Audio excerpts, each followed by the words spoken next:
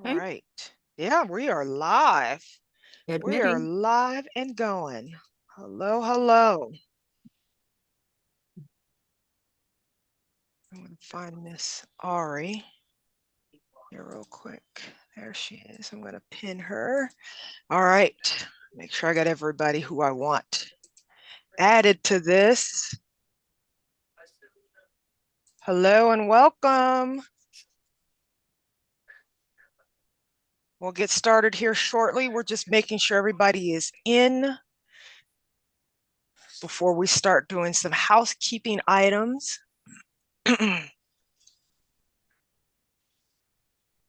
Happy Saturday, everybody. Hope your day is going great. I know in Las Vegas, we have a nice warm temperature of 75 degrees. I hear in Chicago, at least parts of Illinois, Miss Debbie's got somewhere some snow and it's cold. It can be cold and snowy here in Chicago today, as long as it's not cold and snowy on the 28th. You know? So, Yes. so it's just Once so good to see everybody. Just a note, we are recording this on YouTube Live. If you do not want your faces showing, please turn off your video. But we do like to see all the smiling faces, as many as we can, as we go through this program here. Okay. Back to you, Marilyn. All right. Fantastic. We're just going to give it a minute or two more. I see more people are are still coming in, and we're going to get about 30 more seconds and then we'll get rolling. But thank you for taking the time out to share your Saturday afternoon with us. We greatly appreciate it.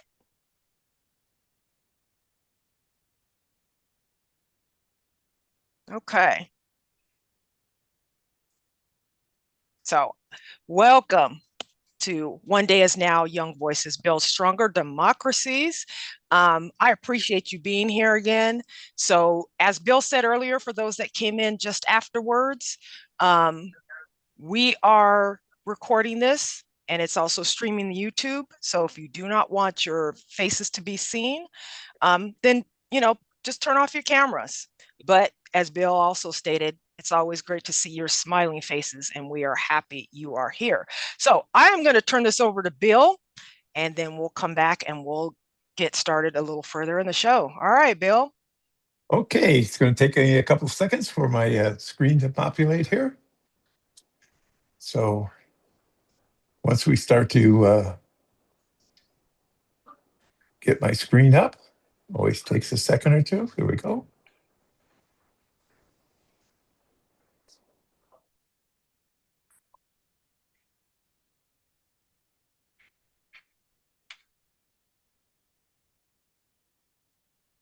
So let me know that you can see my screen. Yep, we can see it. Okay, welcome everybody to NWSOFA, which stands for Northwest Suburbs Organizing for Action. We are an indivisible chapter, and we originally were located in the northwest suburbs of Chicago. That's the land beyond O'Hare. So that's the northwest area. We recently are going through a logo change, and you can see the new logo here. It came up with from our logo group of members who had decided to come up with a new logo based on profiling that we started in Chicago. Well, today is a really important session. It's the second in our series of hearing the youth voices, and it's called One Day Is Now, Young Voices Build Stronger Democracy. And as I said a second ago, we are one indivisible chapter. We are one of thousands of chapters across the country, 2,700 and growing at the rate of 3 to 4 a day. Every day, new chapters. Every state has an indivisible chapter in. Some areas are so thick, you almost can't see them on here. Our goal is to help you understand the facts, and in this case, the facts from the perspective of our youth. Sharpen your arguments when you're talking to your friends and your neighbors about what you not only understand, but what you have seen in these Zooms, and communicate to not only your groups, but yourselves, your friends, etc. We are organized on a twin snowflake principle. On the left side is our communication snowflake. And you can see every one of those areas is something we do every day. So if you think you get overwhelmed by what we're sending out, we do that on purpose so you know what we are doing. On the right-hand side, we have our issue teams. And up to January of last year, we had 10 issue teams. Started with the very first one, gun violence prevention, when Sandy Hook started. And then we just continued right around the area. And last year, with the beginning of the Trump administration, we've added a total of 9 new teams on the inside. And this youth forum isn't even one of these teams yet, but Maryland, it's going to be. We are absolutely blessed that we have what I like to call our secret sauce. We have 30 all volunteer leads from across the country that help us every day organize with our communications and organize with our teams. They are our secret sauce. I mentioned a few minutes ago that we are recording this to YouTube Live. These are just some of our YouTube Live events that we have up there.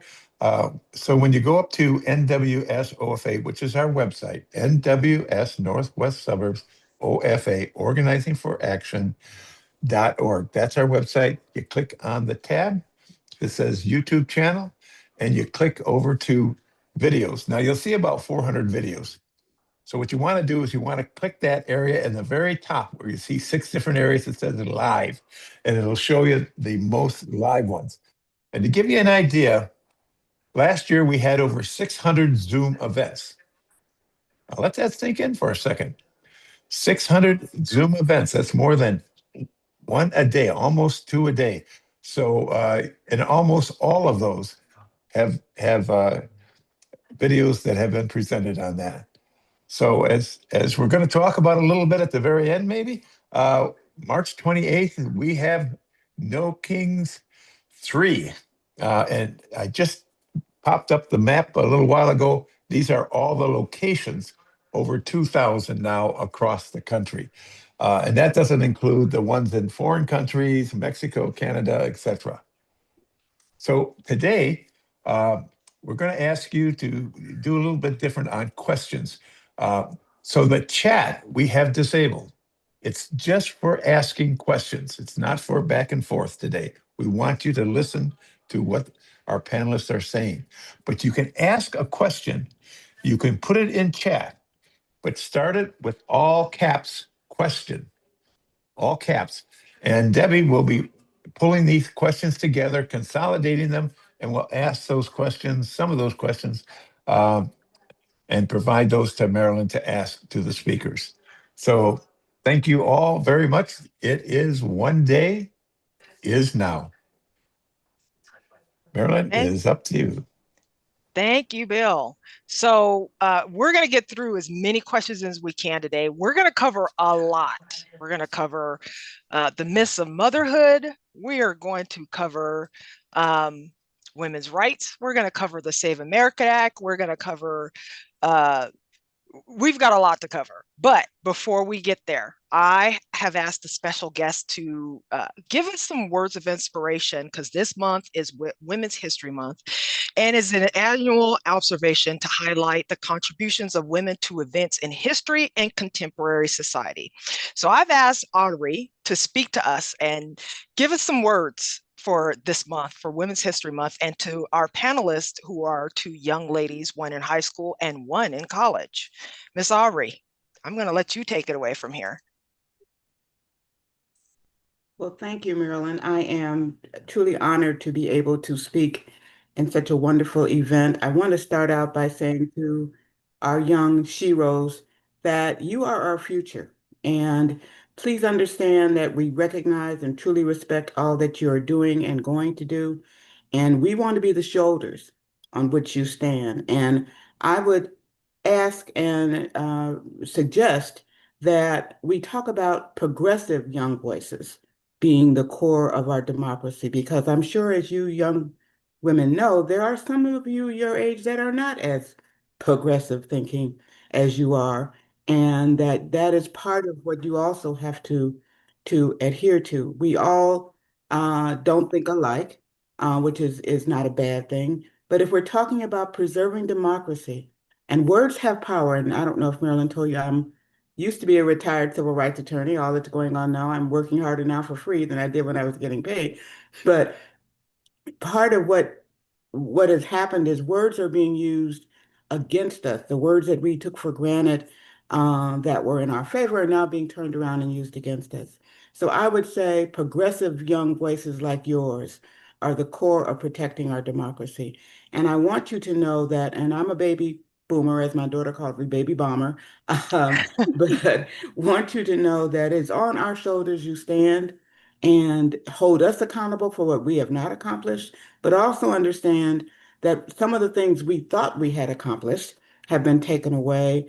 And what we encourage you, I encourage you and others to know and understand is we've got to understand the structure that allowed this progressiveness to be taken away in such a very quick and daunting time.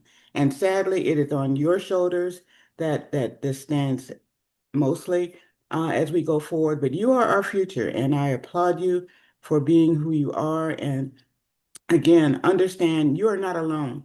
The shoulders of us are for you, and we're proud to do it. Thank you so much.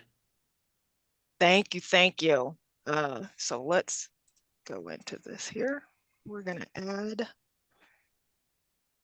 there we go. All right, so let me introduce our guest today. We have Sasha Amarati. She is in high school, and I'm going to ask her to unmute, and I'm going to ask her to tell us a little bit about yourself. Hi, everyone. My name is Seja. I'm a high school sophomore from New York City, and I'm really passionate about research related to gender equality and using research to advocate for others. Thank you so much. And our second panelist is Tariana Telford. Tariana, can you unmute yourself and tell us a little bit more about you? Hi, I'm Tariana. I attend Spelman College. I'm a first-year political science major. I'm very passionate about education reforms. Wow. Okay, great. Thank you so much. So one of the questions, one of the topics that, Tariana, that you wanted me to bring up was motherhood and the myth of motherhood. I know that, you know, when I was younger, and even now, every once in a while, I still hear these things about, you know, motherhood is going to be great. And don't get us wrong. I want to throw in this disclaimer. This is not a complaint about motherhood. This is a real discussion about what really happens after you become a mother. And sometimes these discussions do not happen. So Tariana, can you tell me some of the myths that you've heard and what has been dispelled in that you've now realized is a myth? So yes, thank you. I think the biggest issue, well, not even an issue that it's not often talked about, but it's often expected, which kind of is caused by systematic issues and just a lot of like underlying sexism along with racism. Is the expectation of mothers being the superheroes or being the strong individuals, as they're expected to not only care for their children, but be the parent of the household, the one who makes the lunches, the one who does this, the one who like saves the kids. Like it's just an expectation of them. The idea of the mother not really being human, but being a figure in the family, in the household. And it's kind of traditional, but it kind of takes away from their mental health and like the health aspect that it doesn't focus on their mental health in a way. And it's kind of overlooked, especially as a mother. Like you're expected to just do everything, but nobody is actually caring for you or seeing if you need help or seeing if you're okay. It's a lot of self-sacrificing and a lot of emotional labor that comes with it. You're never, ever not going to be a mother. So that's always what you're labeled as, in a sense. Even if you want to do anything else, you're always labeled as you have to care for, like, yes, children are important. They should be our number one priority, but it's just the priority of the world. And also correlating to a lot of like issues like the control of mothers, like the control reproductive, and like a lot of with abortion laws. It's always just, it's not mothers aren't, or not, women aren't seen as, in a sense, human. They're more seen as like, I wouldn't say robots, but in a sense, yes, because robots are, of course, flawless, perfect. They don't have any flaws, and you can control them. So they're not looking at mothers as individuals. They're just looking at them as, but also down the narrative of like mothers, specifically Black women, with the strong stereotype, as Black women should just be unbreakable, resilient, and always capable of overcoming anything that pushes their way, especially Black mothers. And I know this, as I said, is systematic. So it goes way back to like a lot of like the slave trade and slavery time. And it's historical, where Black women were first forced to endure extreme labor while raising their children, or sometimes they endured a lot of rape, sexual assault, and they were just forced to just move on with their life. No, their mental health was never focused on.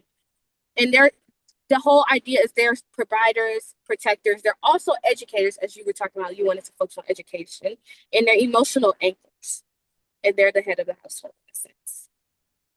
So with that being said, and you being a youth advocate, how are you maybe explaining this to some of, the groups that you talk to, that it's all a myth, that it's not a reality of what you said? You are human. How do you talk to these, your generation or younger generation who haven't had kids yet? What's the conversation that you have with them? Mm-hmm.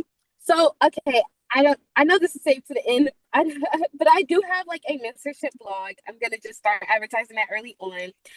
And I talk about a lot of issues that kind of, my blog is based, it's just, the whole intention is to empower young Black girls and also women as well. And a lot of like these women are mothers or individuals. So just utilizing your voice to keep advocating and just telling your individuals like, hey, like your mental health comes before anything. You don't have to be the strong stereotype that society has placed or try to force you to be. And just telling them like, always thank their moms, in a sense, like take care of their moms the way they take care of them, and don't just see them as just a mother. Like at the end of the day, they are human. So it's just like checking up on your mom or just doing something nice for your mom. Just don't just see them as, hey, mommy, mommy, mommy. Like these are actually, they aren't just moms. Like they have feelings, they have lives, they have everything that we have as well. It's just try not to put that expectation on them, because we can do that ourselves too. It's not just society. Like we can do that where we become, yes, you're supposed to rely on your mom, but it's just to the simple fact where it kind of shifts our perspective on the way we view our parents or we view our mother, in a sense. So with that being said, are you saying that when you actually have friends and family members that are, that have had children, are you having that talk with them to learn some things from them as far as like, hey, yes, what is it that people are missing here so that you can pass on? Yes, most definitely. I just ask like, mostly like, what is the hardest thing about being a mom to you, and like how do you overcome that, and just telling them like the mental health is like an intersectional aspect. That's something that needs to be priority, which isn't in a lot of different communities. So just emphasizing the fact that you must focus on your health. Yes, your kids come first, but you should always take care of you as well. Is there any kind of websites? Are you telling them to go see maybe a mental health specialist in order to get through, motherhood? Is there any kind of things that you're probably saying, if you become a mother, here are some options. Is there anything like that that you may be telling them? Yes, I definitely say like to connect, make relationships with other mothers to see like what works best. Because I know there's a lot of like parent groups or like mother groups that would help them like early on. And alongside that, not even just counseling, but just see what works for them to help them like decompress and just not be stressed, which goes around to like younger generations as well, because there's a lot of teen pregnancy as well. And I know that can be very hard as a whole, like with the expectations of being a young adult, but also society, they view that thing and they disappoint pregnancy. So just, I know it can be very hard, especially on their mental health, as they are carrying a child at a young age and they're trying to balance all these different extracurriculars and sometimes academics. So just learning what works for them. Okay. If they're religious, Bible study. Okay. Yeah, sorry, you're breaking up a little bit, so that's the reason why I'm kind of I may end up interrupting you for just a second or two. Okay. So, Saja, do you have anything to say about, I know you're only a sophomore in high school. I'm sure you've heard some things, and I don't know if you have anything you'd like to add to that conversation. I definitely strongly agree with what Tariana has said so far about the struggles of womanhood. And I just wanted to add that a lot of times society, as Tariana says, expects women to be, everything, to wear a lot of hats. And so, but at the same time, they expect mothers to wait until they're in a very stable place in their life, in their professional life, their personal lives, before they start to have children. And so now we see in the United States that we have a big increase in women who are having children over 30, over 40, because they're, responding to that and they're deciding, let's wait until I'm at a degree of financial independence where I'm able to have children in a way where I can have security at the same time. But now the same people who asked women to have children later, so namely like conservative fronts mostly, are now also saying, well, the birth rate shouldn't be as high now, or people should be having more children than they are. So there's a lot of contradiction where there's like, you should only become a mother if you're 100% sure you're capable, which means different things to different people. And then once you have children, why are you not having more, or why are you not having it earlier? And so I think everyone is just very opinionated when it comes to motherhood, especially when it comes to when to have children and whether to keep your children. So that's when abortion comes into question as well. So I think that a lot of times motherhood is over politicized, in a sense that a lot of people are giving advice all at once. And I think that's one of the most overwhelming things about being a new mother, just from seeing relatives and how they've reacted to advice from others that is often, contradictory and unasked a lot of the times. So I think that more people should be listening to the voices of the mothers themselves and their own lives before we start giving them, advice. There's this huge push for trad wives, traditional wives. It's huge. What kind of message are you? I mean, you guys are seeing the messages, but how are you guys receiving that? So, Saja, I'll go ahead and start with you first, and then I'll come back to you, Tariana. I mean, just as someone in high school, seeing that kind of trend emerge kind of makes motherhood look more distasteful. As someone who's like, that's still not something in the picture yet, but just seeing how other people are framing motherhood as something that's very domestic or like it takes up your entire life does not look very pleasurable, in my opinion. Got it. How about you, Tariana? Sorry, can you hear me now? It's still working. Yeah, you're still kind of breaking up there a little bit. Okay, I'm sorry. That's okay. So I definitely agree with it's Saja, right? Saja? Okay. I agree 100%. I have a lot of friends that don't even want to be mothers because of the simple fact of how a lot of people portray it as just this stressful or just terrible, like the negative connotations of it. And that kind of reframes and reshapes their thinking. At one point in time, I thought I didn't even want to have kids. So just. You don't think it could also be a question of affordability as well? Oh, most definitely, most definitely. And I feel like that comes from like a lot of inequalities within our society as well, with like, we can go into that. We can definitely go into that. Okay, so I got a couple of questions here I'm just going to cover right now. There's one from Donna Miller that says, is welfare queen still a stereotype with your generation about Black mothers? I see a shake of the head going on from Sasha right there. I didn't know that was a widespread stereotype until just now. So I would say no, at least not with my own community of young people where I live in New York City. But I understand that it might be a stereotype in some places, given what I know about stereotypes of Black women in the past and conservative candidates often giving arguments about how we shouldn't have as many social protections as we have now because people are abusing it or there's widespread fraud or something. So I see where that stereotype would come from, but I personally haven't seen it too much. Okay, and how about you, Tariana?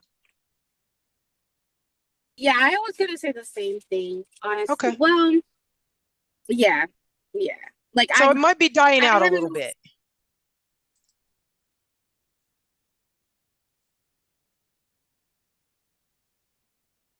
Oops, sorry, Daria. I think you muted yourself, so I'm going to ask you to unmute. You got cut off. So what was your answer? I was gonna say, yeah, I haven't really seen it, but like I've heard of it, but no, not really. I don't think so. I think it's kind of dying down. Okay, good. Glad to hear. Second question from Brooke Ellington. In regards to women/mothers' mental health, do you feel that America is taking baby blues seriously and is making sure women have those mental health resources? I feel as if women are talking about their mental health more, especially after giving birth. Oh, can I answer that? Yeah, please. Okay. So honestly, within I feel as if yes, more individuals are being open, but I don't think that America is taking it as seriously as they should. Like if we talk about postpartum depression, that is a big issue that comes from a lot of mothers, and it's kind of ignored.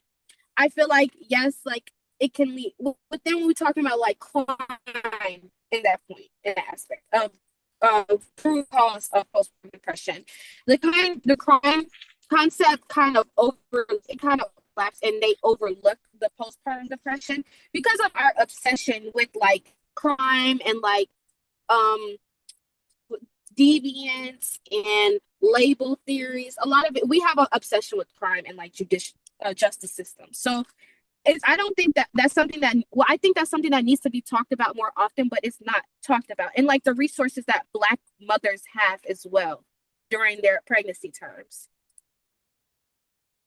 Okay.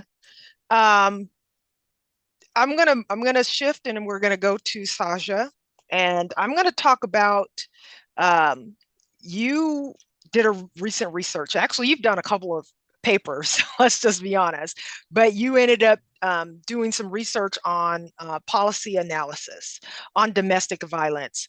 And you told me in part of your conversation that a lot of people in your circle, a lot of friends in your circle, they look at the headlines, but you wanted to focus on something more local. So can you tell me a little bit more about that paper that you wrote for the symposium, and what happened when you presented that to the group in New York? Yeah, so I recently finished a research project on the effect of domestic violence, specifically economic abuse, which is a form of domestic violence where financial control is used as a means of violence. And I focused on how certain local laws in New York City that try to give financial assistance to these survivors of domestic violence are not getting the proper resources they need because of misconceptions we have about domestic violence and about financial abuse specifically. And so, yeah, people in, my community, as someone who's in high school, I have a lot of conversations with my classmates. And when politics does come up, it's always talked about in terms of what is the most popular thing right now or what's the most viral thing right now. And usually that has something to do with the Trump administration or what we're seeing right now with the wars in Iraq and the war in Ukraine and the war in Gaza and everything like that. And so, with all this political noise going on, it's sometimes really easy to forget that there are some really long-standing issues that have continued. For example, climate change, or the continued lack of rights for women, rights for Black women specifically, and also domestic violence in this case. It's something that's been around for generations. Tariana mentioned earlier the impact of the slave trade in politics today, and domestic violence definitely relates to that. And so my paper just talked about how these specific laws in New York City that are trying to give financial assistance to survivors of domestic violence are inadvertently making it hard for these survivors to get assistance because it's doing it in a way that's very short term. So these specific laws in New York City, they focus on micro grants, which are very small one-time cash awards. Usually they're talked about for like loans or small businesses. That's where you would see the word micro grant being used. But in this case, micro grants are being used to be given to survivors for rent or groceries or any other expenses that they're having. Now, the problem with this is that when you give a grant, you're not recognizing the source of that person's financial struggles, which is domestic violence. So by giving that grant, it's almost as a way of having a remedy without having any actual prevention or intervention. And so that shifts the focus away from giving actual, long-term changes like educational changes or better law enforcement, and replacing it with something that makes it look like we're having more success in terms of addressing domestic violence, but we're actually just sort of putting a bandage on the wound. And so that's what my research covered.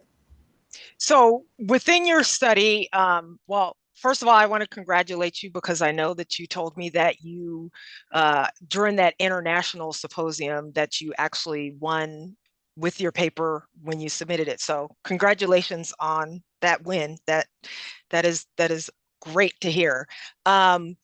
I wanted to ask you during, maybe some statistics, or if you have any knowledge on gun control. We have people on this call who are, wanting more gun control, and I totally understand that, and I'm with them.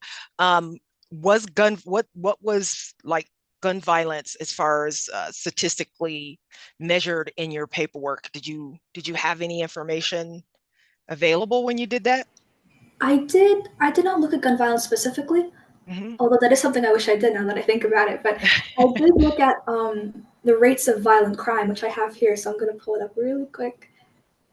Yeah, so when I was doing just the background for my research, I found that 15% of all violent crime is just linked to domestic violence between romantic partners.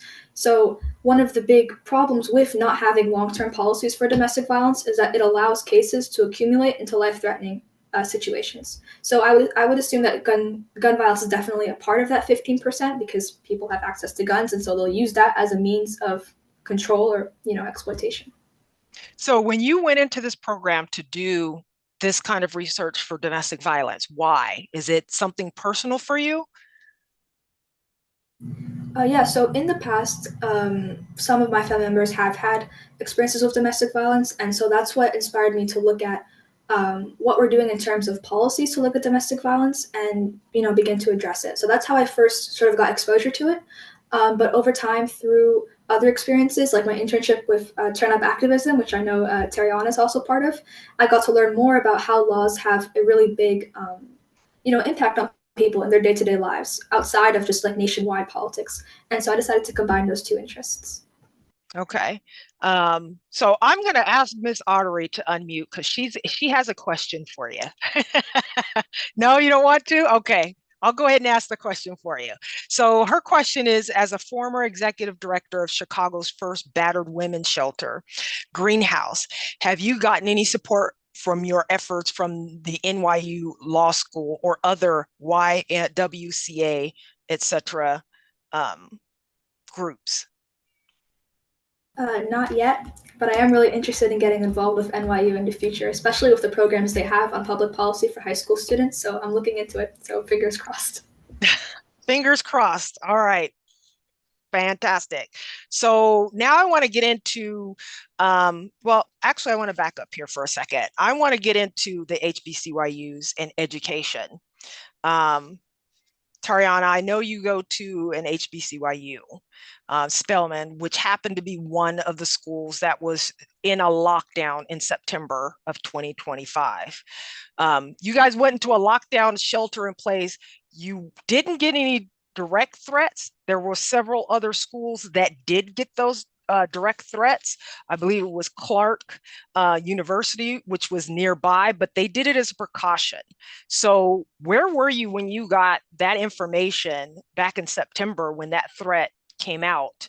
And how did you receive it? And what did you think when you first got the notice? So I remember I was on campus and they told us we were on lockdown and we couldn't leave because I believe it was at Clark that was getting those threats in the AUC, like we're in the AUC, so it's the Atlanta University Center, and we have Morehouse, Clark, Morris Brown, and Spelman, so we're right next to each other. And they were telling us we couldn't leave campus, we couldn't walk off, we had to always show our IDs, and they kind of took extra precautions like after that. But at that time, I know a lot of HBCUs started getting those threats as well. So it was kind of worrying to me, but it wasn't shocking, if that makes sense. Like, I know that a lot of people, it was a lot of like political issues going on. And that's when the Charlie Kirk incident occurred as well, where his assassination happened. So it was like we were getting threats. And I wasn't shocked, as it was like, it always comes back to Black people. Like, we're always being blamed for a lot of issues that doesn't occur. And it's just a way to just kind of justify racism. And we were getting a lot of threats. They were saying they were going to come bomb the school and stuff. So it wasn't, it was scary, but it wasn't like shocking in a sense.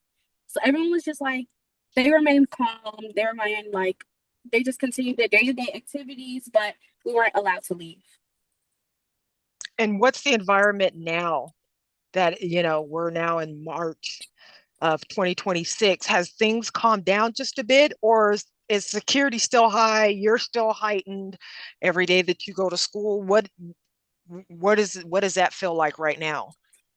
So right now, as we know, like a lot of things have been going on with ICE and the immigration laws. And as well, my family are citizens now, but they are not from here.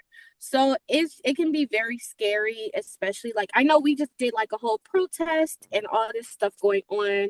So it's just like issues within that. And it can be a little scary now, but it hasn't really, it's calmed down with the threats, but a lot of ICE issues have been going on. Got it. Miss Sasha, is ICE on your campus at all? No. No, but we have received messages saying, like, if ICE were to show up on our campus, here's what you would do. So teachers and students are learning more and more about it, which makes it scary. So what are some of the things that they're telling you to do? They're saying in the event of a lockdown, so in terms of like a school shooter, we've had those more frequently. They've been giving us more instructions, like where to hide in a school building, whether or not it's safe to leave, like how to tell when it's safe to leave or safe to stay in place. And in terms of ICE, they've been telling teachers to not let anyone in, ICE or otherwise, unless they have confirmation from a higher up. And so they're telling us this as well. Okay, let's get into a little bit of politics a little bit. So during the 2024 election, there was a lot of talk about democracy and that word. And some people say it fell flat with a lot of people. With your generation, with you, do you feel like what does democracy mean to you? Does it have any feelings to you, or is it just, okay, what exactly is democracy? Do you still question what that is? Sasha, I'll start with you on that one. Democracy to me is just a system that's made for the people. I think that's what sets democracy apart from everything else, that the people are the ones controlling the government and not otherwise, right? And so when we have things like the SAVE Act, which is like reducing the ability for certain women to vote because of their last names or things like that, we call that an infringement of democracy because it's affecting how the collective is able to contribute to government and vice versa. And so if you ask a young person, do you care about democracy? I think the resounding answer is yes, because of course we want our voices to be heard, therefore we must have a democracy. But I think one of the reasons why it fell flat in the Harris campaign and in other political conversations is because while democracy has a straightforward definition, it means different things to different people. And so you can ask a conservative, do you support democracy? And they will also say yes, because they see that as supporting the US government. And if you ask a progressive, they'll say the same thing. And so because everyone has their own perceptions of democracy, it's hard to use it as a foundation to have political conversations these days, because you're not starting off any common ground. You're starting off with a very abstract idea. Ms. Tariana, what do you have to say about that? What does democracy mean to you? Thank you. I definitely agree. I feel as if for me personally, democracy is more about like representation and just how, like Sasha said, like your voice being heard and you being able to utilize your voice. But in terms of like my generation and how I think, I know personally for me as being a Black woman and having a lot of friends who are similar to me, or just being a Black person, a lot of individuals do not believe in democracy because they don't see it as something that's sustainable or something that would actually be effective in a sense. They feel as if their voice would never be heard. So it's like at that point, why vote? Why do this? Why do that? Because we have always been oppressed, and we are. I do agree. I do feel as if Black women are the most oppressed group as well. So it's just more so systematic issues, and they don't see a future with it. Okay, so I'm not going to ask you who you voted for, but I'm going to ask, did you vote? Do you feel like democracy is there enough for you to say, okay, I'm still going to vote no matter what? Ms. Tariana, I know Sasha can't vote yet. Yes, unfortunately, I was not able to vote as I just turned 18, but I will be voting this midterm. So. Okay. So I've got a question from Mr. Bruce Harris. So Indivisible is a part of a pro-democracy movement. How do we best message to younger generation or to younger people to tie in solutions to issues important to you, and with pro-democracy theme to bring in more participation? I've attended many events and rallies, and there are usually very few young people there. So Tariana, we'll start with you on that one. Yes, I feel as if the best thing is to be relatable to the generation. Like talk about issues that would, I know everything like will eventually affect everybody, but talk about issues that like will affect them now to the point where it makes it very important to them. Like something like, say you're talking to a young, I don't know, like a young kid. You could talk about like how we were talking about gun violence, because a lot of that occurs within neighborhoods, but also in schools. So just be more relatable when you talk about issues that are important that all intertwine with politics. But how do we know that? Because different people and different groups we can't lump you all together in one, in one group. So how do we know what those issues are, or even just finding out maybe the top 3 or top 4 to hit, to get to different groups? So where do we go to get that information to say, okay, we found that 100 people, 100 Gen Zers talk about this, and another 100 Gen Zers or 1,000 talk about this? Is there like a ranking that we can go and find this information, from?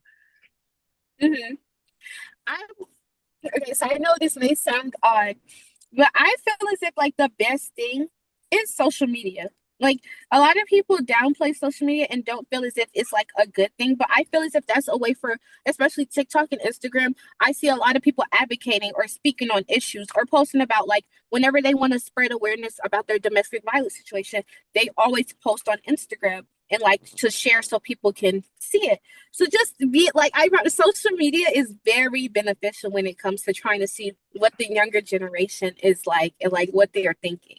Because everyone posts everything about on social media. There you go. Saja, what do you have to say? I definitely agree with Tariana that social media can be a great way to send political messaging, especially to young people. But I think that there are also disadvantages to using social media as a form of communication, especially now. It's been because you have so many people from different social classes in one place, so you can have the president of the United States and a student like us who are all using Twitter and all doing the same in terms of content. There's a lot of room for misinformation and disinformation. And so there are instances where young people are being misinformed about things like what's actually happening in the Middle East, or things like who to vote for, simply because one person is better at social media and one person is not. And so while part of that can be solved by encouraging politicians to develop their communication skills, especially digital communication skills, there are still flaws that we can't really address because it's about people who are using social media the wrong way to discourage others from getting involved in politics, or just straight up lying to them and giving them false information. So how do you decipher between misinformation, disinformation, and what's fact? Do you double check somewhere else, or do you go off social media? What's your method to the madness? I think the most helpful thing is reading the news rather than getting it from social media, and reading multiple sources of the news, including news outlets that are aligned with political ideologies that you don't align with.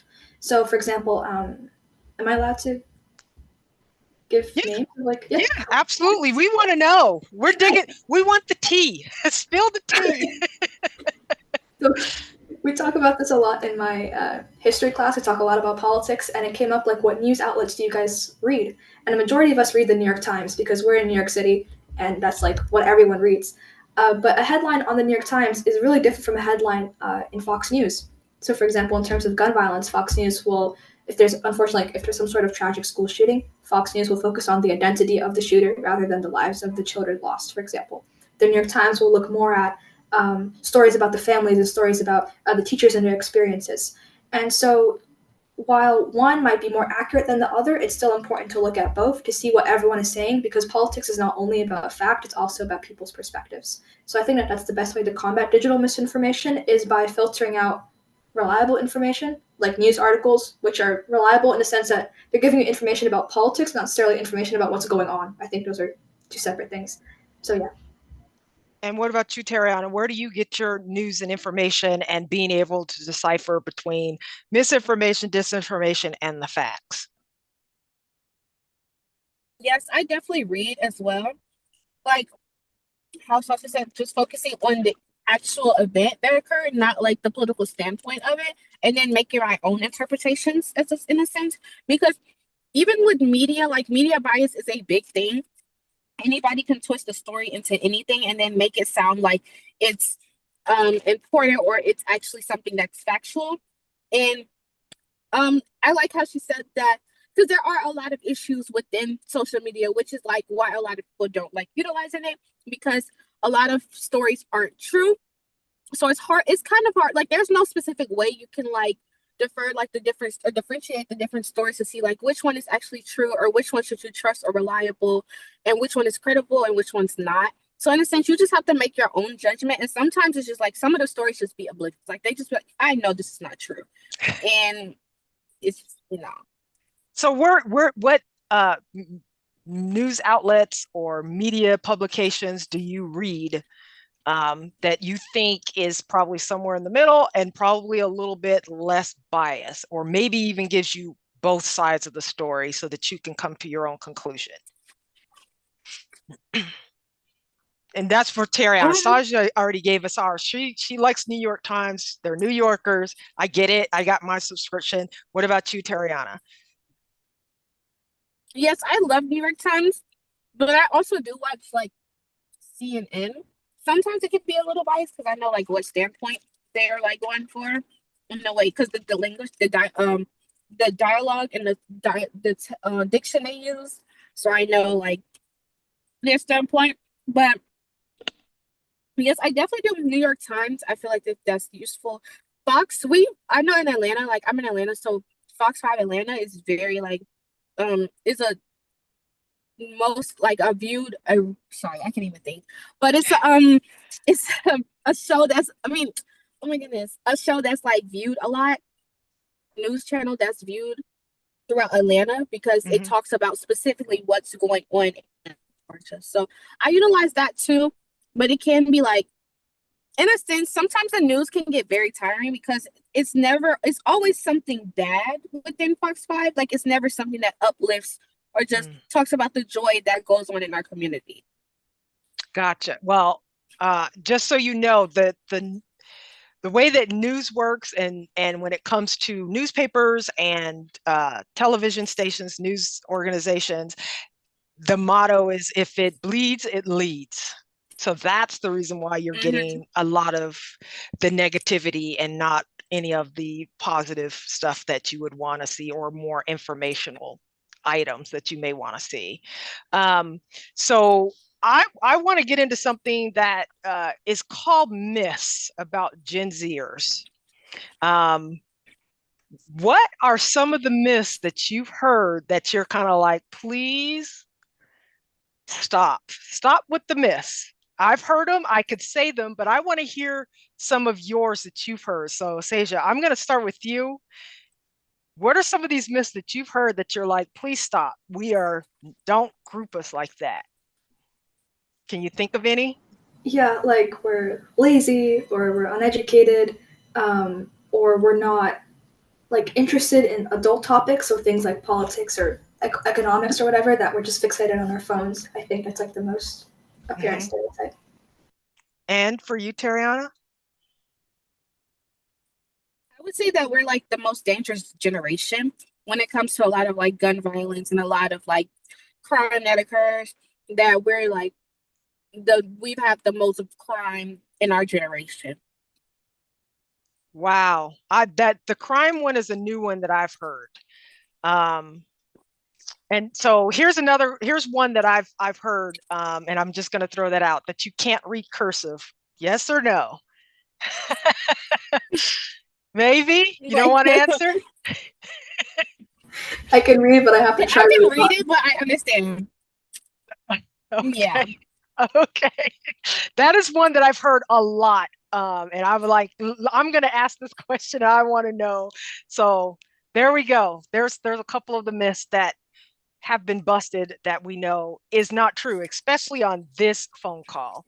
I want to talk about protests. Do you think they're effective or not? Saja? I think they're only effective when they're done the right way. And what is the right way? When they're done, like for example, with the No Kings protest, I find that to be something that very successful and inspiring. It's happening between a bunch of different groups that all came together in a coalition to inspire people who are members to come out and all participate in a single event on a single day across the nation. So I think that's a really great example of a protest that gets enough media attention, gets enough positive media attention, and is done in a way that has like clear mission set up. But we're doing this because we don't want a king in power. And so the fact that everyone agrees on this one specific thing and then they all came out, I think made it a very successful protest. But there are other examples, like in New York City, we had kids walk out of school to go to a protest. I did not know that there was a protest, so I had not planned on walking out that day, so I ended up not doing it. But from friends that I heard who did walk out, it was not something that was very organized. So, for example, like everyone made their own signs. Everyone's sign had like a different slogan on it for like a different opinion. And so, of course, you have the common theme of everyone is progressive. That's why they're coming out to protest the Trump administration. But they all had different goals of coming out, and so it ended up just being more of like a reunion than like a protest. Okay. What about you, Tariana? Do you feel that these protests are useful, or you think, no, we've got to find another way to try to combat all this craziness from this administration? Yes and no, in a sense. I feel as if they can be very useful as they bring attention. It's like a lot of groups, an issue is kind of like brought to attention and to the surface, and a lot of individuals are able to like see, oh, this is a big issue that aren't able to like beforehand. But my issue with a lot of is some of them very performative.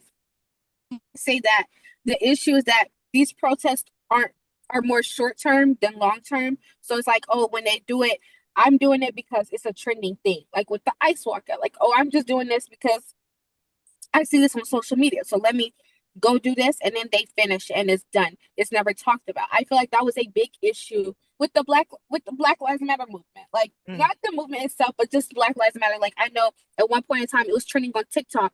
People were painting their faces, putting fists up, all this stuff. But it was just more so performative in a sense, like, oh, just to say I did something, I said something, but nobody talked about Trayvon Martin after that. Nobody talked about Ahmaud Arbery after that. Nobody talked about George Floyd after that. Nobody talked about Breonna Taylor after that. So it was just in the moment. Got it. I want to go back to you, Sasha. We got a question in from Julie Austin.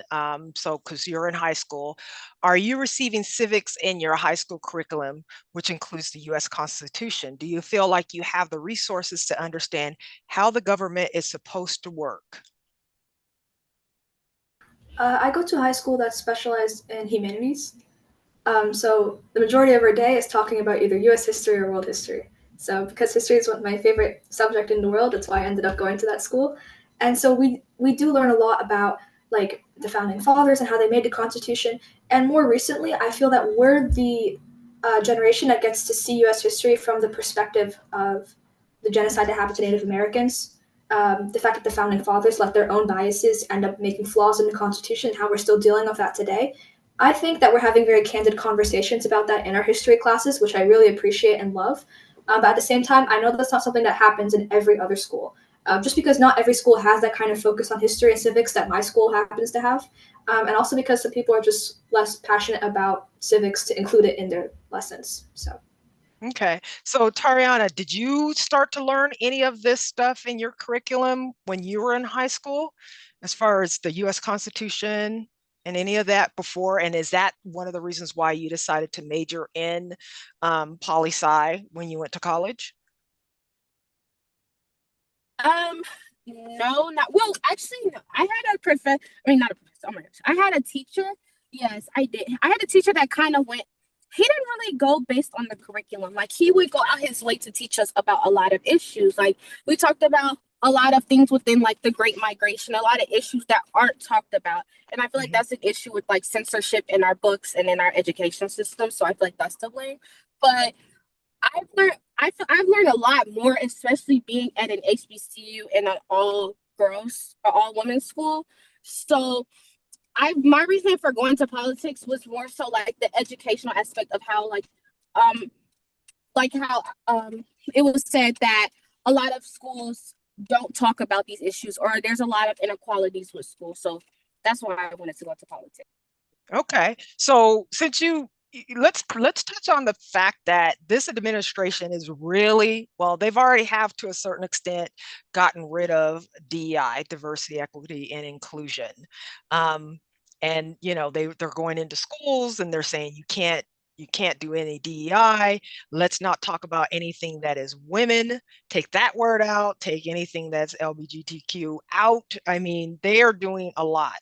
And with them taking away DEI, a lot of Black women lost their jobs. Over 400,000 women lost their jobs.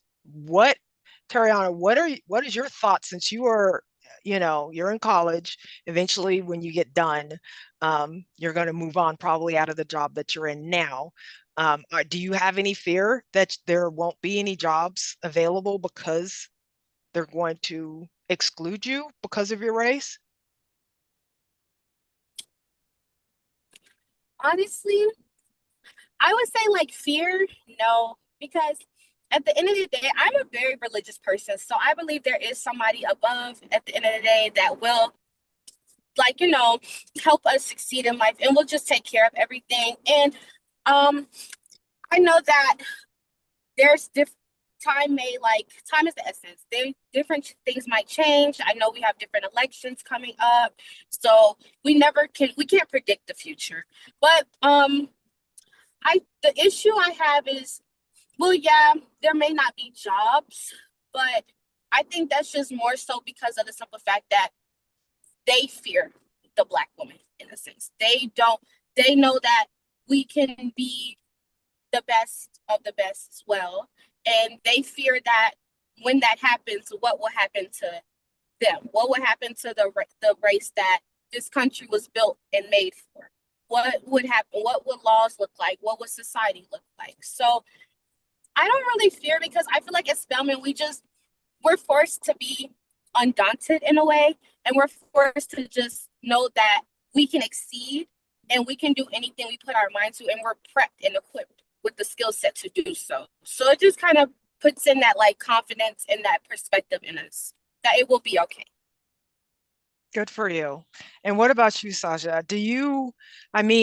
seeing things wiped out as far as DEI, does that have any concerns for you now and in the future?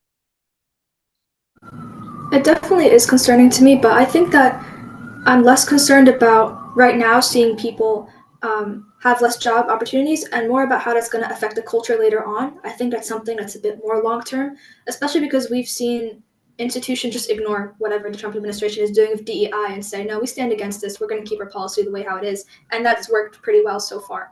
So I think that the way that we've been addressing the Trump administration's removal of DEI so far has been good. Of course, it can be better, but I think especially with educational institutions, the majority of them have kept their DEI, which I think is a pretty cool achievement.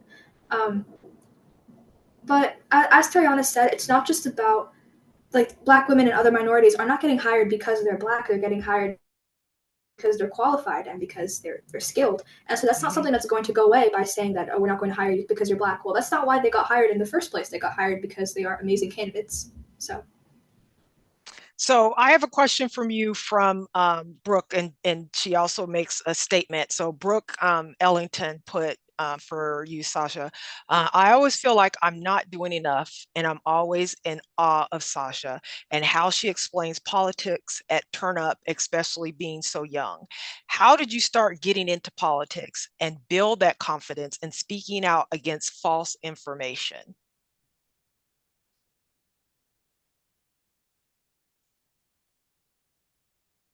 I'm sorry, I was cutting off, so I missed most of That's what okay. you said. That's okay. I'll repeat it. And Brooke, could you also, if you feel comfortable, can you tell us your age? Could you send Debbie your age? Because I would be curious to know, where you fall at. You can just even say where you fall at in if you're in high school or but the question is from Brooke is I always feel like I'm not doing enough, and I'm always in awe of Sasha and how she explains politics at Turn Up, especially being so young. How did you start getting into politics and build that confidence and speaking out against false information? I think for me, it was COVID and being online so much. The pandemic, so let's see, COVID was what, like almost 7 years ago. Yeah, So I would be in 2020. like, yeah. So I would be in like fourth or fifth grade. And so that's when I would start watching the news because I would want to see what's going on with COVID. And so while it was kind of, disheartening to see like the death and like everyone getting infected during that pandemic, it's also what had me watch the news on a daily basis for the first time. And I think that's where I first started to get interested in politics because while all that was happening, there are people running for office saying, I'm going to do this and this and this. Or the governor of New York would be giving daily briefings. And so while he would talk about COVID, he would also talk about other stuff. And then I would want to know about this other stuff. And then it just sort of built up from there. So I would say COVID and just watching the news more. Okay. So I'm also going to go back and I'm going to ask you to both of you ladies, and I'll start with you, Tariana. So this is from Margie Lowe.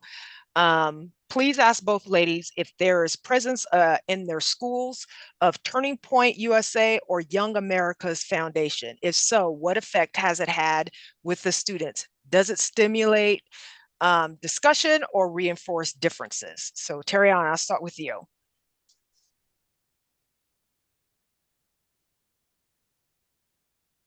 Oh, sorry. You said Turning Point USA? Yeah, is Turning Point USA or Young American Foundation on your campuses at all? No. I mean, they have showed up. So I have to ask, you may be on HBCYU, but they have showed up to the Black universities. So so they're not Yes, not they even have, but they actually didn't make it to ours. Okay. Okay. Yeah, How I'm glad. about you? How about you, Sasha? How about you? Are they on your campus at all? Never seen them before, but they did have an online presence among us for a while, especially with the assassination of Charlie Kirk. More people started looking into what Turning Point USA is in my age group. So that started mostly good conversations, in my opinion. Okay, gotcha. All right. I'm going. Well, let's start with you, Tariana, on this one. Have you heard of, or both of you, but have you heard of Christian Science Monitor, which is an online news magazine whose motto is to endure no man, but to bless all mankind. They only have one spiritual article per issue. it's a great unbiased news source. It was founded in 1908 by a woman. Have you heard of Christian Science Monitor? I actually have not, but I would definitely look into that. Okay. How about you, Seja? Have you heard of that? Nope. No? Okay. All right.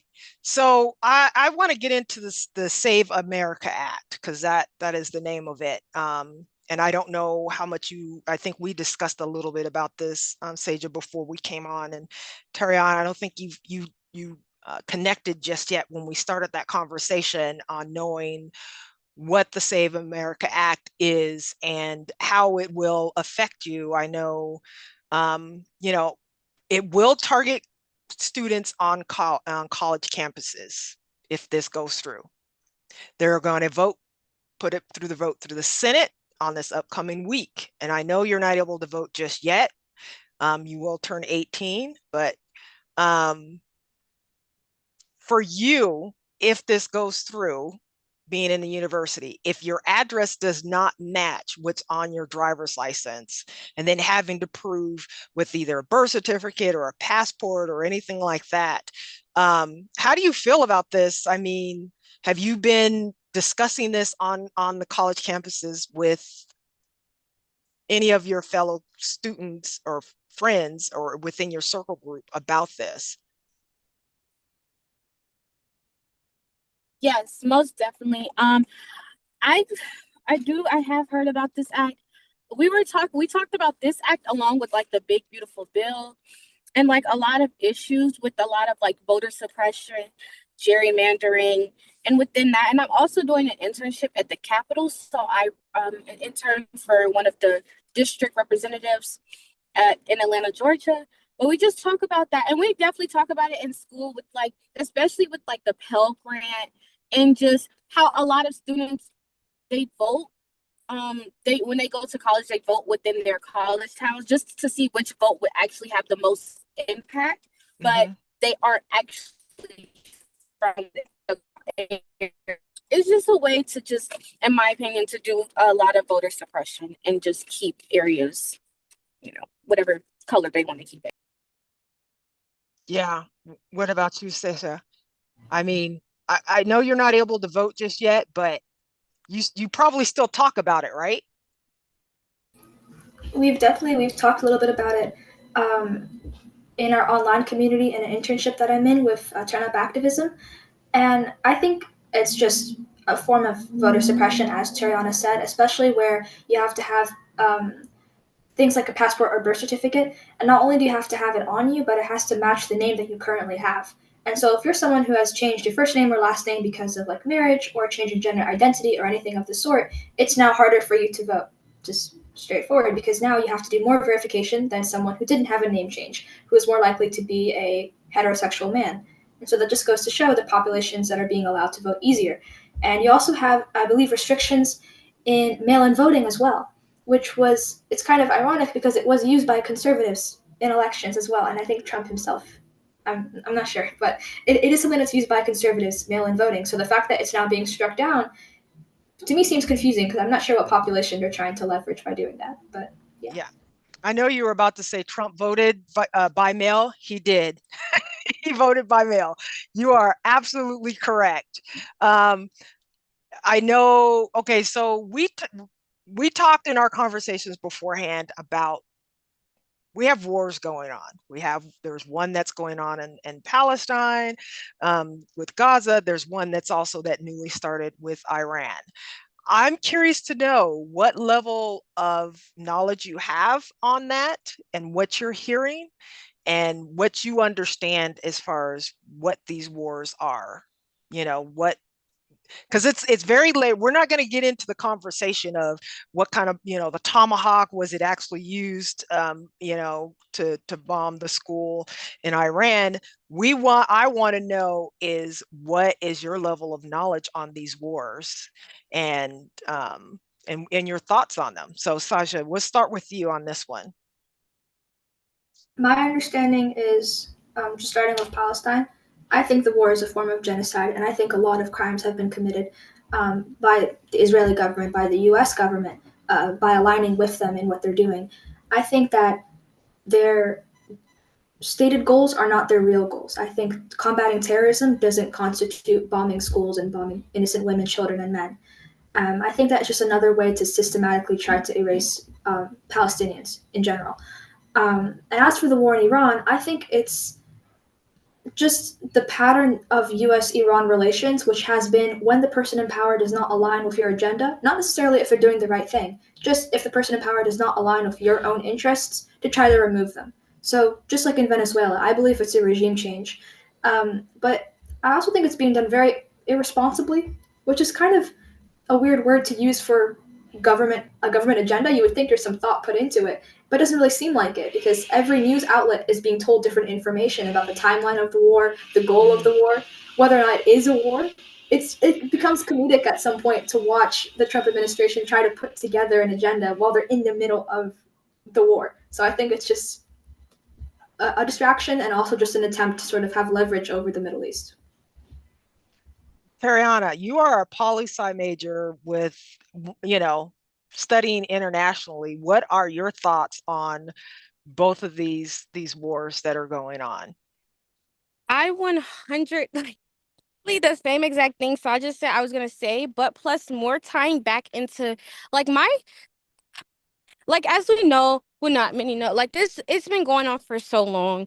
And I wanna say it kind of connects back to my topic I talked about within performative protesting and performative activism. And I feel as if now like everyone is actually starting to talk about it in a sense. And I don't know, I don't want to say it's automatically because it's trending in a while, but it could be because like social media helped play the role. But it's just I just wish more people would have been talking about this issue rather than just trying to do it now. You said earlier that you are a woman of faith. Yes, ma'am. How are you feeling about the fact that they are trying to make this a religious war? They're trying to tie this in to make it a religious war. What are your thoughts about that? Okay, don't quote me when I say this. I feel as if like every like they I feel like religion is a way for people to justify a lot of like violence and crime that occurs, especially like in our country, like society, just the way like with civilization, forcing individuals to convert to certain religions or assimilate into certain religions. So I just feel like it's just a justification and a way for them to justify what's going on. So, I know that they have really hijacked Christianity, and I know that I've had friends that feel like um, they aren't attacked, but they're questioned, what their thoughts are, and maybe that they are thinking on the right, that they think everybody is on the right, that they're with this administration, they're with MAGA. Do you get that a lot? Most definitely. And how do you combat that? I mean, how do you straighten them out and say, look, not everybody is with that particular group of people? Um, MAGA is like ugh, every time I have to be honest, like every time I talk about MAGA, I just get so upset. Like it just makes me so mad because it's like, how do people even sit here and just think this is okay? But okay, with Mac, I want to say like now in college, like being at a like we don't really MAGA is like something that's always used in like a negative connotation. Like, and I love that. Like everyone disagrees with the administration, but I recently like in my high school, I go back to my high school sometimes to kind of mentor and Mm-hmm. talk about like disparities within political, like how a lot of political issues is really affecting our educational system now, and how that's intertwining with a lot of things. So that's really the only time I would ever talk about it. Other than that, I try to we censor that word. I mean, that whole phrase in our family, especially at family dinner. Like, we don't want to talk nothing about Trump, nothing about none of that. I was going to ask you, both of you, do you have these conversations at the dinner table? And I'll admit, on our morning and conversation calls and any other calls, we will not say the name. We will say the administration. If you haven't noticed, I said that most of the time. We will not say his name. How do you guys handle sausage? We'll go. You said you already don't talk about politics too much, or at least bring up their names at the dinner table. I get that. How about you, Sasha? I think we do talk about politics at the dinner table pretty consistently, only because there's so much to talk about. Okay. And it's always something new every single day, right? So I have a question from Miss Laura Gabler. What are your thoughts about working with progressive activist groups and intergenerational group to work side by side with equal involvement from younger people to learn from each other and figure out how best to reshape democracy to work for all people? Speaking for myself now, I know that younger people are the future and must be involved in determining how to reshape the future. How do we do this together? So Seisha, we'll start with you. I mean, your first step already, you showed up here, and I'm learning a lot. I'm sure everybody else is learning a lot as you've seen the emojis come through. So what other ways can we connect with you? And as far as the Gen Zers go, what are some recommendations? I think instead of just focusing on getting the message across, like we talked about social media as a way of getting the message across, it's also important to give young people the chance to speak up for themselves. So instead of just talking at young people, to actually talk to them and give them the space to say, speak their mind. I think this event is a great example, but on a large scale as well, just normalize the fact that young people have opinions and give them more platforms to talk about it. Because when you watch the news every day, it's always like adults or political correspondents who are being interviewed. If we could have something like that where younger people are able to make their opinions public, not just have opinions, I think that's a great way to get them involved, because if they're part of the conversation, they're going to want to be part of the solution as well. Gotcha. Tariana?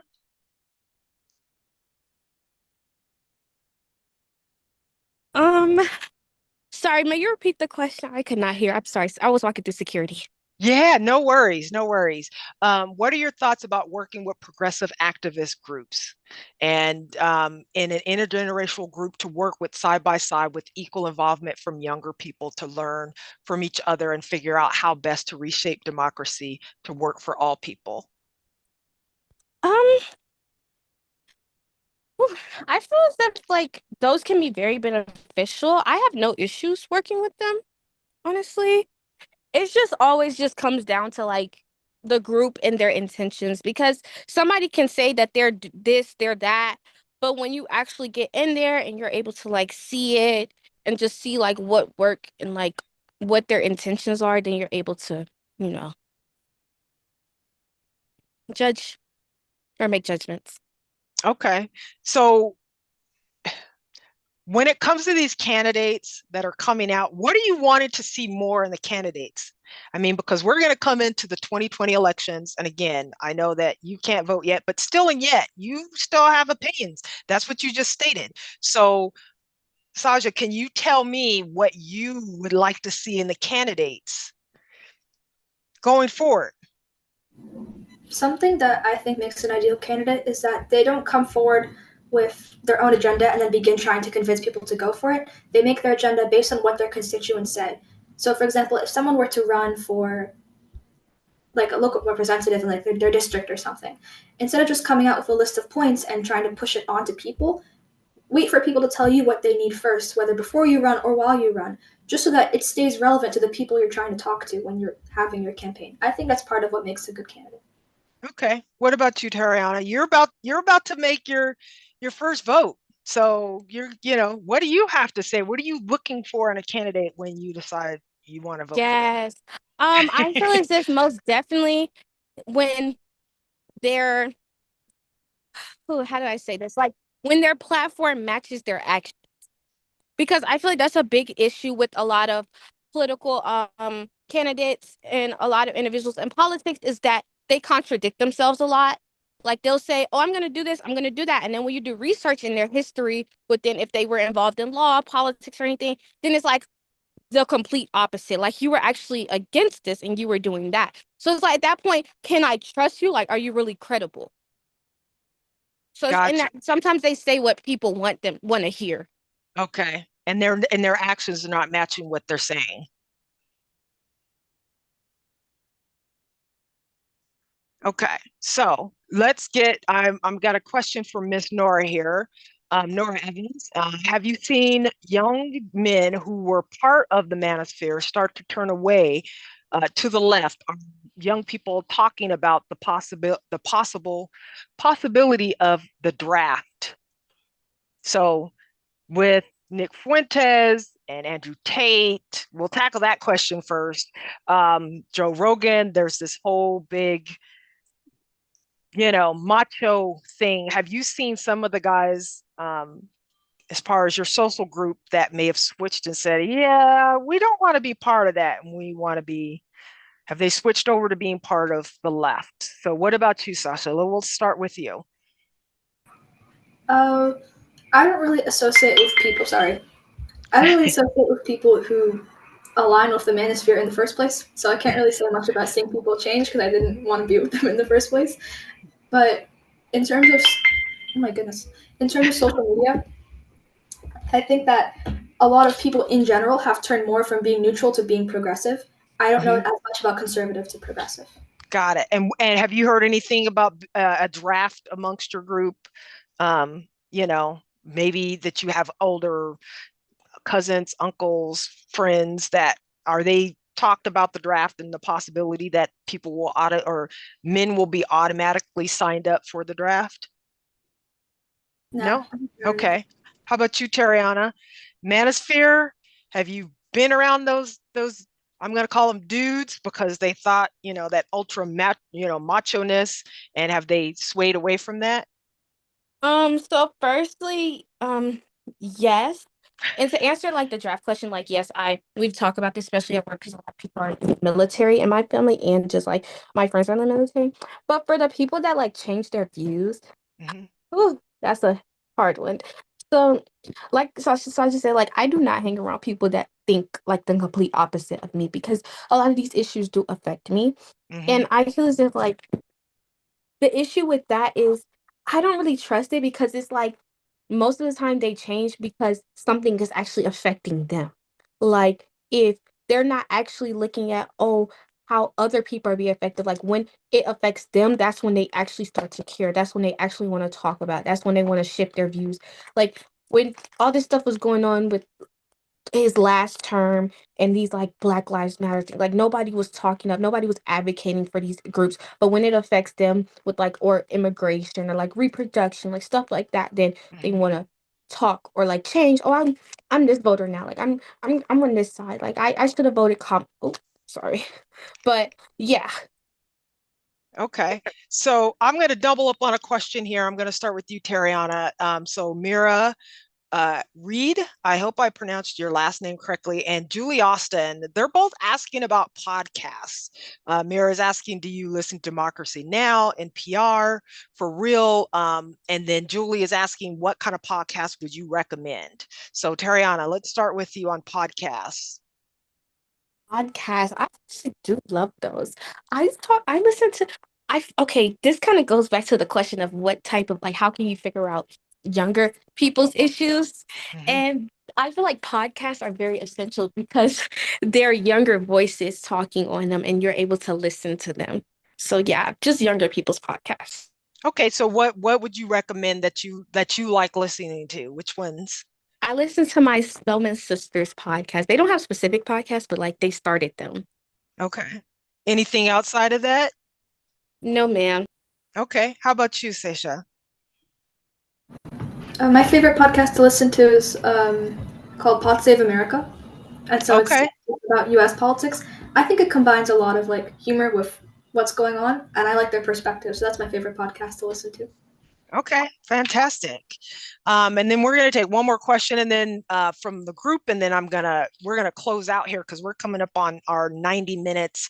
And as I promised you ladies, I'm going to respect your time. So I'm going to do one more here. Let's see here.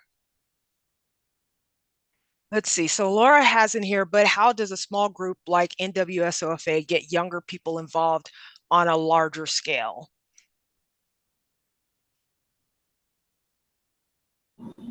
I know you guys are busy, but go ahead. Sorry.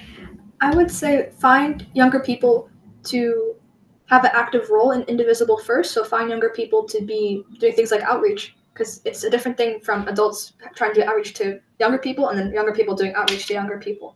So I would say find those few who want to do like leadership in Indivisible, who are younger people. And then I think from there, it would be easier to start to recruit younger people as volunteers or just people who pay attention. Okay. You, Tariana?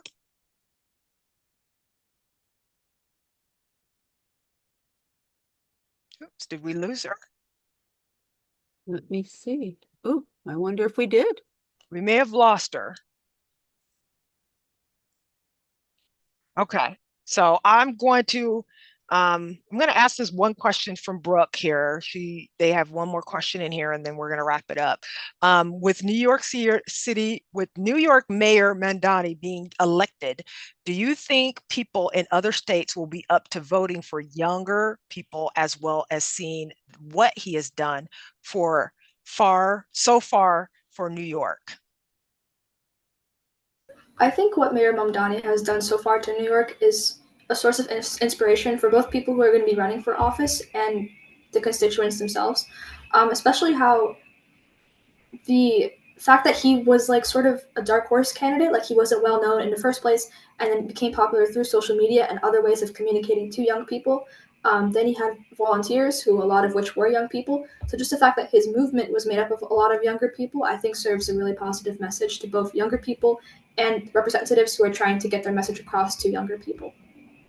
Okay, so if we're going to wrap it up, and I'm going to ask you this question. Well, it might be a two-part question. So what is something that we haven't covered that you wanted to talk about? That's going to be my first question. Could I talk about the Stop DV project? Sure. Yeah, so I recently started a virtual organization called the Stop DV Project, which aims to focus on advocating for policies that help intervene with domestic violence and also prevent future violence. So that's through calling your lawmakers and encouraging them to support certain policies, or just talking to your friends about domestic violence and signing petitions. So the organization has a website, and our most recent petition is a petition to bring required education to high schools in Alabama. Alabama is one of 6 states in the U.S. that doesn't have any mandatory high school education on domestic violence. And we see that turn into statistics about how domestic violence rates are higher in those areas, especially among younger people, because younger people are not receiving that kind of outreach. That's in part due to the stereotype that domestic violence is something that should be dealt with behind closed doors, that it's a personal issue. But in reality, it is one that affects all of us. It's a societal issue, a political issue. And so Stop DV aims to do more political advocacy for domestic violence policies. And so on the website, there's a petition. There's other ways you can contribute. And so if you're interested, I definitely recommend you guys check it out. Okay. And what is one or even two things that you want the rest of this group to walk away with, knowing that you've either said already and you want to make sure you stress it, or something that you just think that I've missed in this program? Well, I think you've done a great job covering this program. So thank you. I would just like to restate, just to have faith in younger people, that we are interested in politics and we are interested in how to build off of what you've all done so far. And just thank you for being involved as well. Just being at this event just shows that you care about the voices of diverse people, which I think is a really great thing. So thank you again. You're welcome. So you've heard it. There's the website on the screen. In a little bit, I'm going to drop in the chat a PDF with all this information that I'm about to throw at you. It looks like Tariana dropped off the call, but she does have an Instagram account if you want to follow her on there. I've been on there. It has very good positive information on there. So Power with Tariana is on Instagram as well. Seja, thank you so much for coming on. I really appreciate the information and having the dialogue that we've had, and you answering the questions. It's been a pleasure. It really has been a pleasure. And you two ladies are amazing. Thank you. Okay. And If you are a millennial or a Gen Z, here's my email. Send me an email. Let me know if you want to be a panelist on this program. We're hoping to keep this going until the elections and the midterms in November. So, I have some things lined up. Look out for April and May schedule, but we want to keep it going. We want to hear from you. And these are the two groups that we're hoping to bridge that gap and maybe learn some stuff like we did today. I'd like to thank the team who's been behind this. I've the one that's been talking most of the time. Bill did some talking, but Debbie, who is a co-host on here, and she's the question taker. Thank you, Miss Debbie, Mr. Bill. Thank you for letting me moderate these events. I've definitely enjoyed my time. And Miss Kathy Carter. So when all the social media you see out there, Miss Kathy is the person. I've never met her, but I do appreciate her. I don't have to meet you to appreciate you, but I appreciate you from afar. And if you want to follow NWSOFA, get out those phones. There's your QR code so that you can follow out. They now have merch. So if anybody wants some merchandise, you can even get merch as well. But this is how you find them. Again, all this information will be found on the PDF. If not, you can go to the website or one of their social medias and then check them out. See what's going on with them. I've got some called out action items. So Voting Lab.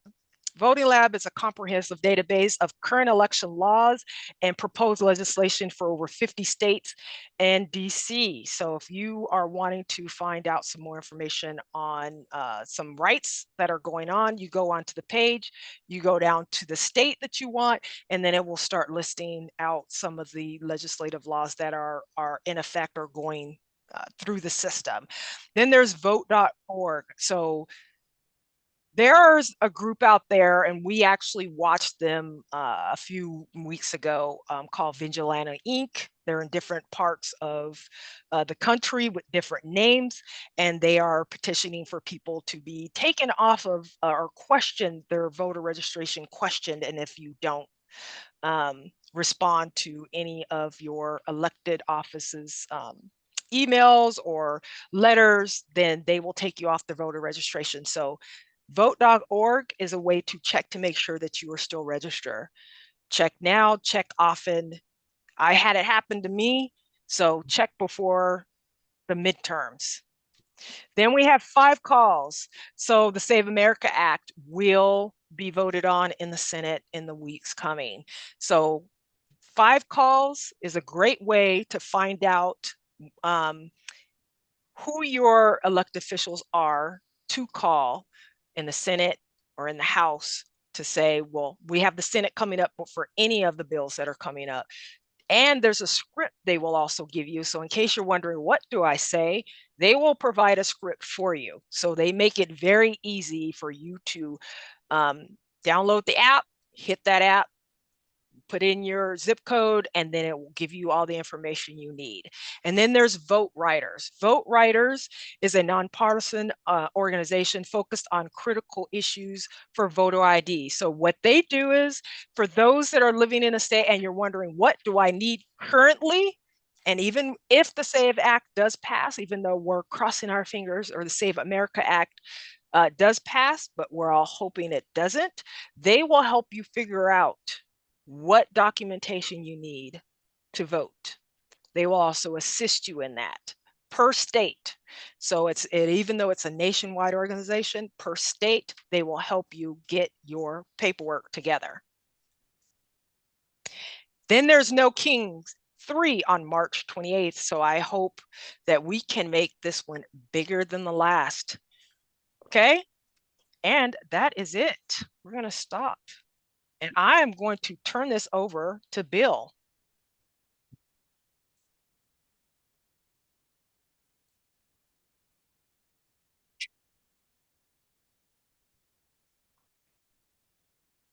Thinking. And while you're thinking, I'm going to drop that PDF into the chat for everybody to have. Yeah, and what I'm thinking about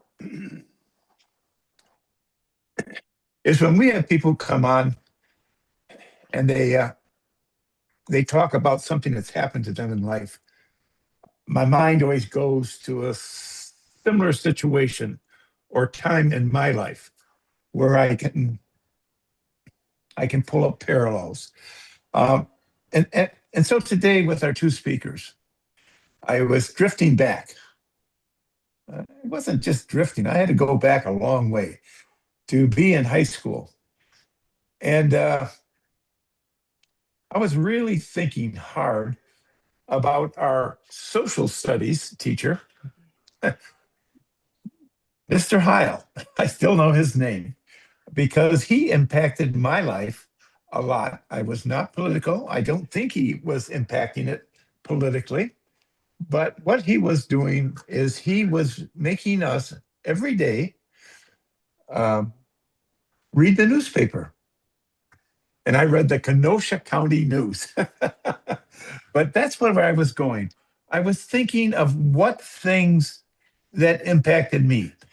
And there were articles about John Kennedy, who was running for president at that time, and the huge outcry about whether a Catholic could possibly be the president because he would have to take his orders from the Pope.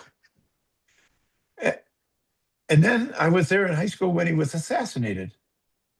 I was not political, but it was an amazing impact on the entire school. Everybody was crying. Everybody was hurt. And I was trying to reconcile those two because we weren't political per se. But when that happened, everybody understood when that announcement came over the PA system. Everybody understood how traumatic it was. So today we had two speakers that are in that same age group. And boy, what is coming at you every day is a dump truck full of information. Some of it real, some of it not real, some of it geared to literally dissuade you in the wrong direction. It isn't the Kenosha County News. So my mind was going to that place of how would have I handled that? How could have I told the difference between real and not real? You know, because your parents always tell you, trust in yourself, you know, and I was really glad to hear that people were still using the backup the New York Times, you know, a spot that they could go to maybe find out what is real or what is not real. And we heard some of that on the first session that you had. So I'm deeply grateful, Marilyn, for you bringing these things, these people to us, these young teenagers. And I got to tell you guys rock. You guys are, you are on top of it. I wish I was there. You know, Kara has that program that she's got the fourth one coming up called I Wish I Would Have Said That. Well, in my mind, I wish I would have been there. I wish I would have been at that level that our two speakers today and the two speakers that we had a couple of weeks ago were able in their ability to see what is going on, to help influence other people, but to understand. That is amazing. So I know in one of our advertisements, we said for folks to come to listen, to learn, to understand. I hope that that is what everybody was able to do because that's what my brain was geared to. You know, and I was saying to myself, I wish I would have done more, been more like our two speakers today and our two speakers a couple of weeks ago. God knows where I would have been today. You know, maybe I could have stopped a war that we didn't need to have. But anyway, Marilyn, thank you so much for what you're doing. Debbie, you are an unsung hero out there. You show up every day to monitor things, to help us with everything, to co-host. Thank you so much. Um, to Ori. I mean, Ori is like my mentor. A mentor is supposed to be older. I think we're the same age. Maybe I'm the older, I'm not sure. But she is my mentor. And I love it when she speaks.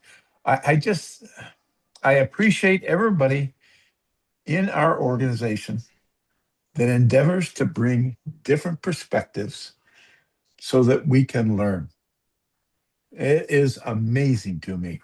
I hope I never stop learning. I hope I have quite a few more years to learn because it's essential, absolutely essential to my well being, and I think to the country's well being. Um, and this is a note. Um, the reason that we as an organization, this Northwest Suburbs Organizing for Action in the Northwest Suburbs of Chicago, now is one of the largest indivisible chapters that is out there, with 9,700 local members and 26,000 nationally that join us through these Zooms. Obviously, they're not all on today, but they do get this bevy of information that we send out, and they can pick and they can choose. And I was looking at those folks that were on today. These weren't just liberals or progressives. These are people who are active leaders in large, indivisible, and democratic organizations. This impact today is going to go wide, large and wide. It's going to spread across the country. We do have, I'll remind everybody, we do have the YouTube link that is up and running. Uh, Marilyn, I put that on a text to you. I wonder if you could copy that text and put it in for those that are on. For the speakers today, we'll be sending out to everybody who registered. And typically, we have twice as many people who register that actually show up. So we'll send those out to those leaders, and we will ask them to share this information to their teams and their folks. All else I can say, attaboy, you gals, you rock. Give me 1 second, I will drop that in the chat. But I also want to ask, is it okay to extend an invitation to Saja in case she wants to come back and maybe, tell us what she's doing in the future? Because I see a bright future going on here, and I don't think she's just going to stop at the papers and stuff that she's doing now. So is it okay to extend that invitation to her? Oh, definitely. And Sasha, when you're having a cup of coffee or a cup of tea or a cup of or eating your cereal in the morning, if it is 10 a.m. in on the East Coast, we are having our coffee and conversation. We're literally 70 to 100 people just drop on to raise their hand, to tell us what they're thinking, what they're doing. And it's amazing. And we love it. We absolutely get an absolute kick out of it when a young person joins in and raises their hands and says, I'm glad you're doing it. This is what I'm doing. Because that makes everything worthwhile. And don't forget about unhappy hour, which is 5 o'clock Central Time, which is 6 o'clock your time, which is every Friday. And I will send you that information with the link. So anytime you want to come on and tell us your wins, we want to hear your wins. Yeah. I would love to hear your wins. Thank you so much. I would love to. Yeah, great. We've been doing these coffee and conversation and happy hour calls for almost 6 years now. We started right at the beginning of the pandemic. Somebody mentioned that they had heard about this thing called Zoom. And it took us a while to figure it out. But once we figured it out, we got the hang of it. So thank you, everybody, for showing up with open hearts and an open head to learn some things. I appreciate you. Thank you. Thank Marilyn, you. Marilyn, thank you for everything that you've done and for getting this program going. I can You're hardly welcome. wait for the next one. All right, we got to get to planning. I got more ideas.